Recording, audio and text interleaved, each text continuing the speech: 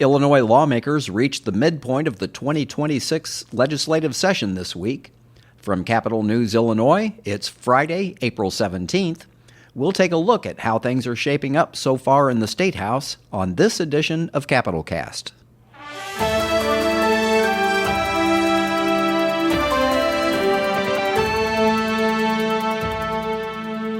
Hello, and welcome to another edition of Capitol Cast. I'm Peter Hancock, and I'm joined again this week by my colleagues Ben Szalinski and Brenden Moore. It's halftime at the General Assembly. This week is known as the third reading deadline. In theory, that's the deadline to get non-budget, non-tax-related bills out of their original chamber. The House sends its bills to the Senate, and the Senate sends its bills to the House. That rule isn't etched in stone. There are lots of ways around it, but it gives you a pretty good idea of what items are moving and what items aren't. I want to start with Ben from something that Governor Pritzker has been calling for some time now, and that is a ban on cell phones in classrooms and schools and a regulation on social media for young people. Catch us up on that. Yeah, these are two initiatives that the governor proposed in his State of the State address. The cell phone ban dates back to last year, but the social media regulation was a new thing we heard from him this year. And the cell phone ban is moving forward after a little bit of further negotiation happened over the last year. So far it has passed the House. And this is kind of a bill that gives, I think, school districts some flexibility to create their own policies. It really sets kind of a baseline for the state. A lot of school districts, including some of the larger ones in the state, already have a policy that do ban cell phones in classrooms or in other cases. So under this bill, it's really designed to prohibit students from using their phones during instructional time in the classroom. And there's going to be some differences as part of this baseline state law between, elementary and middle school students and then those in high school who will have a little bit more freedom to use their phones during lunch, during passing periods. And ultimately, it's going to be, entirely up to the school district to set exactly, what the definitions of these cell phone free times are. Okay, so if I'm hearing you right, in elementary school, they would be banned pretty much altogether, from the time you get in till the time you leave. But in high school or at the secondary level, kids can still have them in between classes and at lunchtime, because a lot of education experts draw a distinction between those two different kinds of bans, saying that having them, in between classes still allows for some kind of nefarious activity. Yeah, I think, some of the objective here of the legislation is to, give those students some of the benefit of the doubt, to be able to communicate those lunch plans with friends, to be able to check in with their sports coach on, what time practice is after school, during the passing period. I think, that's kind of where the line is being drawn in high school is, cell phones are such a regular part of a high school student's life now these days that, I think it would be a hard ask to tell those students you got to put it in their locker and you would not be able to touch it throughout the day, because a lot of those students, in some ways are mini adults. They have jobs, they have a lot of activities and responsibilities.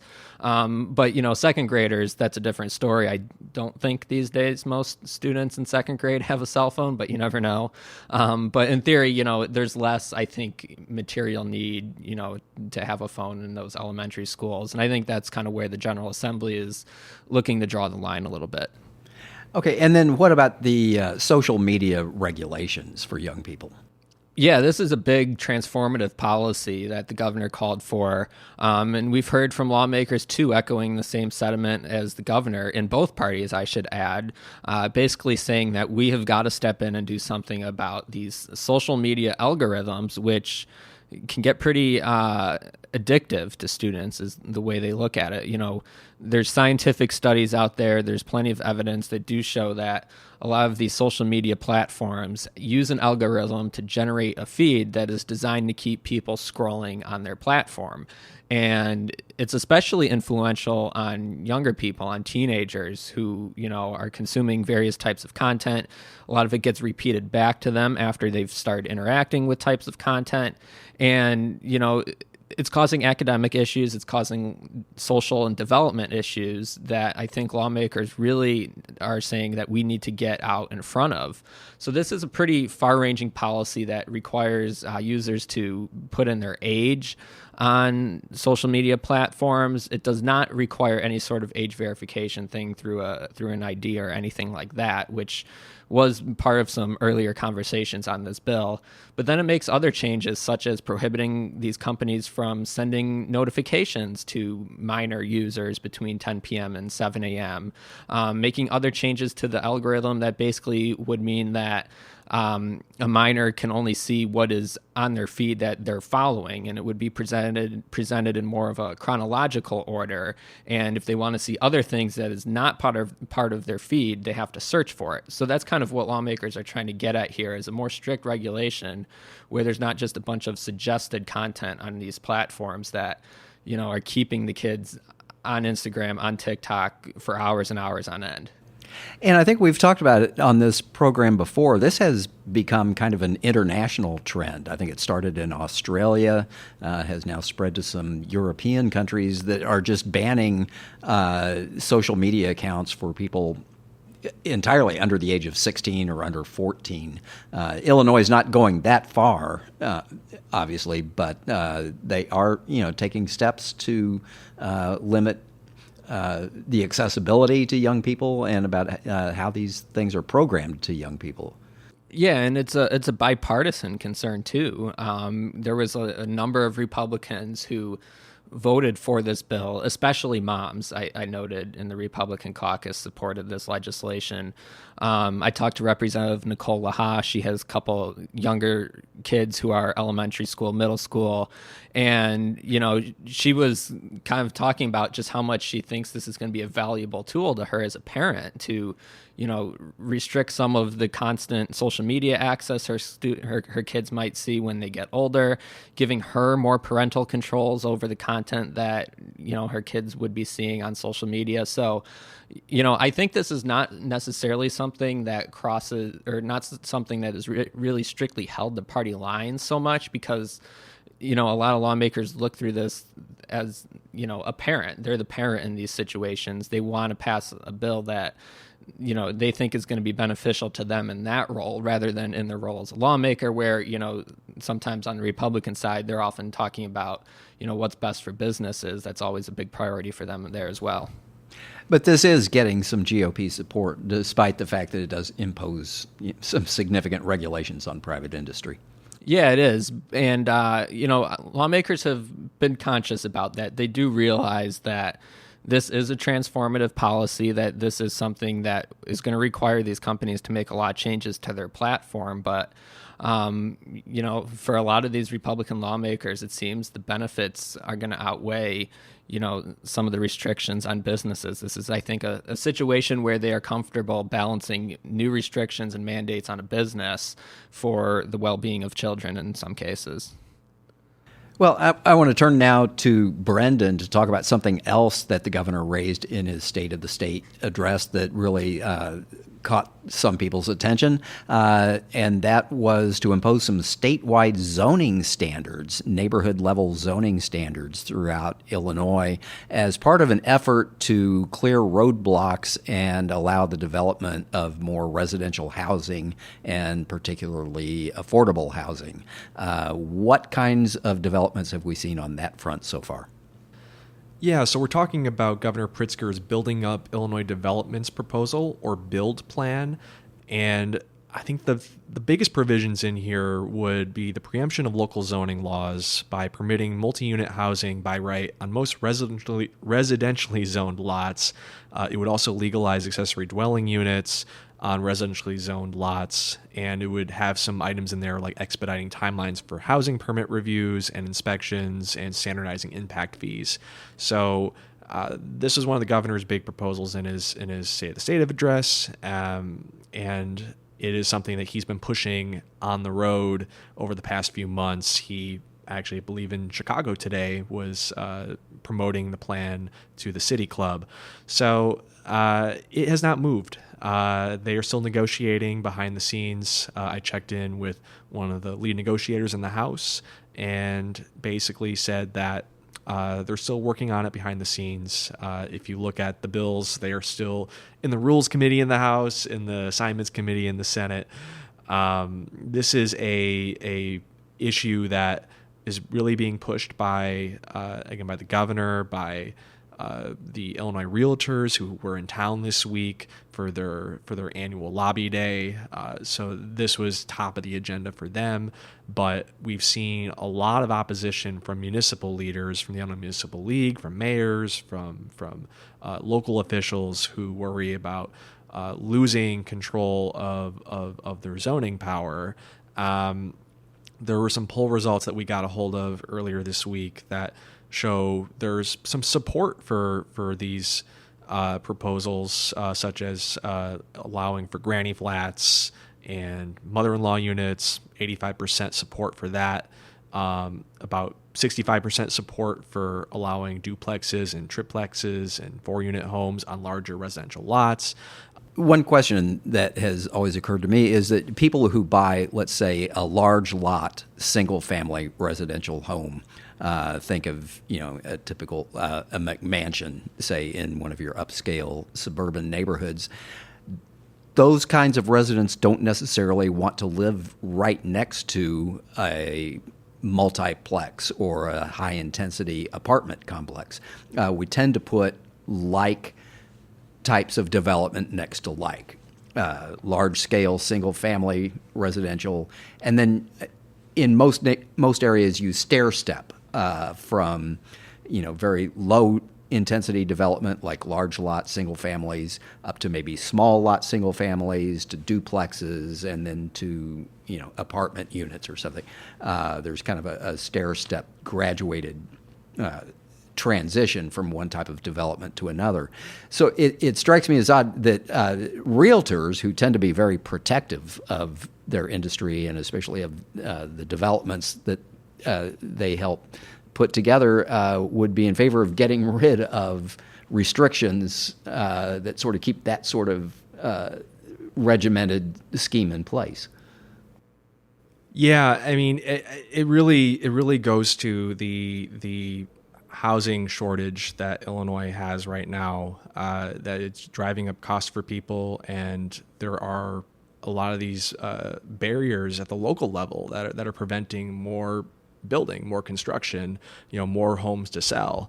And so I think the real estate industry is conscious of that, and that there need to be some of these a statewide solution to some of these issues if they are to get more supply on the market, more homes to sell, and so they have really been behind pushing the governor's plan on this, and they would argue that this is reasonable. They would say a lot of this is about what they call middle housing. So these are your 2 flats and 3 flats and triplexes. These are not going to be big apartment buildings that get built right next to a single family home, and so their argument is that this is reasonable, and that it is not what is being described on the other side, which is a total power grab by the state to take away zoning power from local municipalities. And how much opposition are the municipalities putting up on this? A lot. It is a top tier issue for the IML and for municipal leaders. Okay.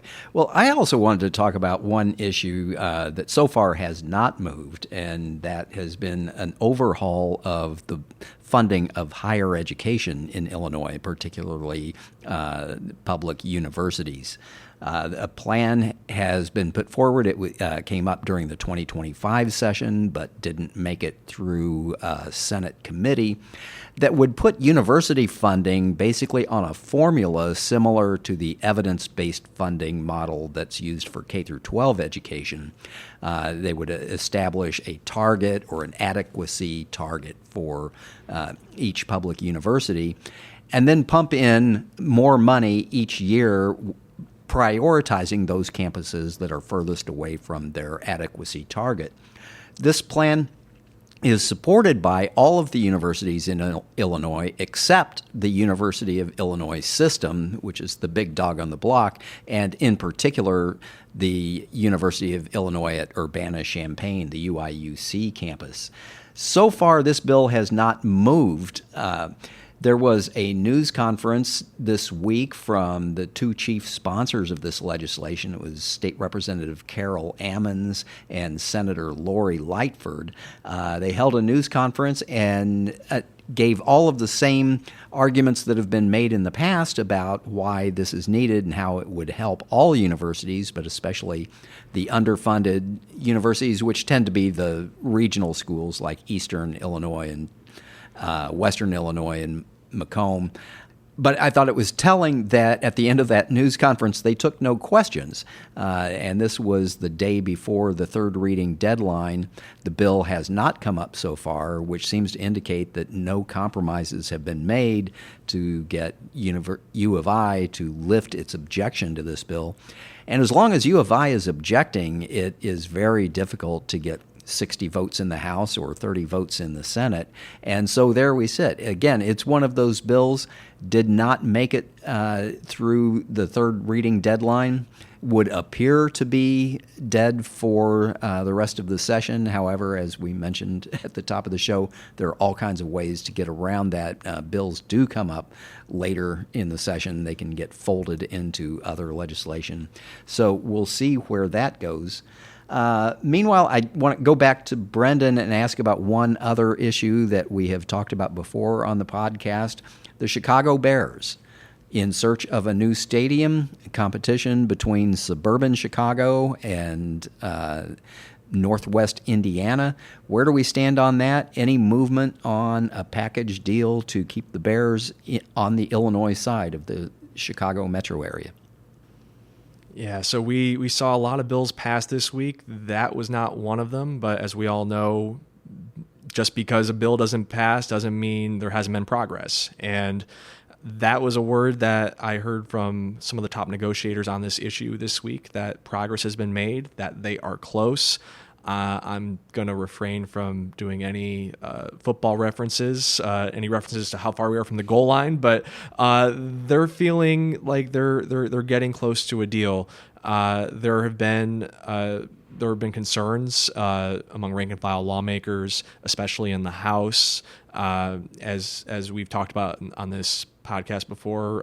House Speaker Chris Welch has an unofficial rule of 60. You have to get 60 House Democrats on board for a bill to be called on the floor, and they're not quite there yet. Leader House State Rep Cam Buckner is taking the lead on this bill in the House, and so he took some input from some of his colleagues last month, and has tried to incorporate it into an amendment that is expected to be filed pretty soon. Some thought maybe this week, but it doesn't appear that that's going to be the case. But so maybe next week. But there is an effort to try to get a new language that can be considered before the House, and then hopefully that can get the support.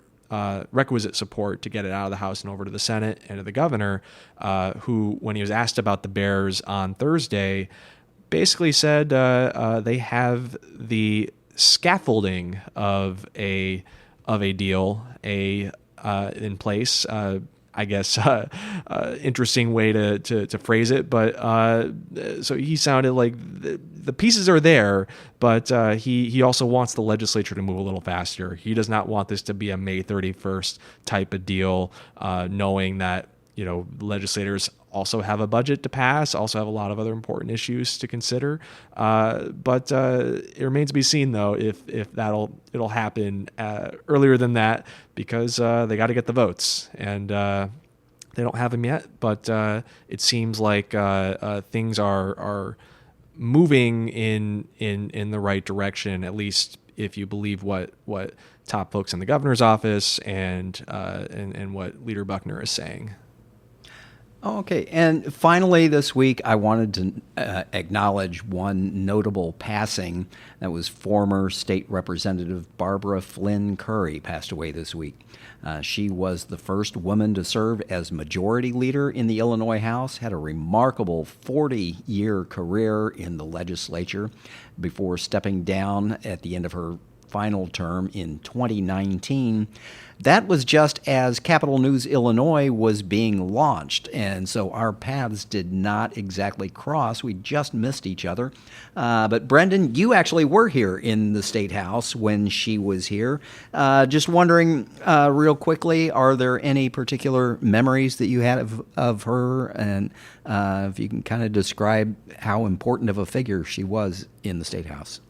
Yeah, our paths crossed very briefly. I was an intern in the Public Affairs Reporting Program at the University of Illinois Springfield in 2018, which was, I believe, her last session. And, for such a woman so small in stature, she really was a giant in this state, in Illinois politics, particularly Democratic politics. The esteem that especially female legislators, especially Democrats, but of both parties, had for her, you could just tell. She really kind of blazed the path for a lot of legislators that would come. She, like you said, was the first female majority leader, which was kind of a controversial choice at the time because it was only a 60 to 58 majority for the Democrats. You had a lot of conservative downstate members at the time, and she was this liberal from Hyde Park and a woman, which had never happened before. And so it was kind of a bold pick at the time by House Speaker Michael Madigan, but she proved to be a steady hand for the caucus, and was a loyal lieutenant to the speaker. And if you ever watched her on the House floor in a debate, nobody knew the issues better than her. And we heard it a little bit on the floor today among some of the legislators who are memorializing her. But they basically said that you could give her a bill, give her 10 minutes, and she would know it left and right and debate it.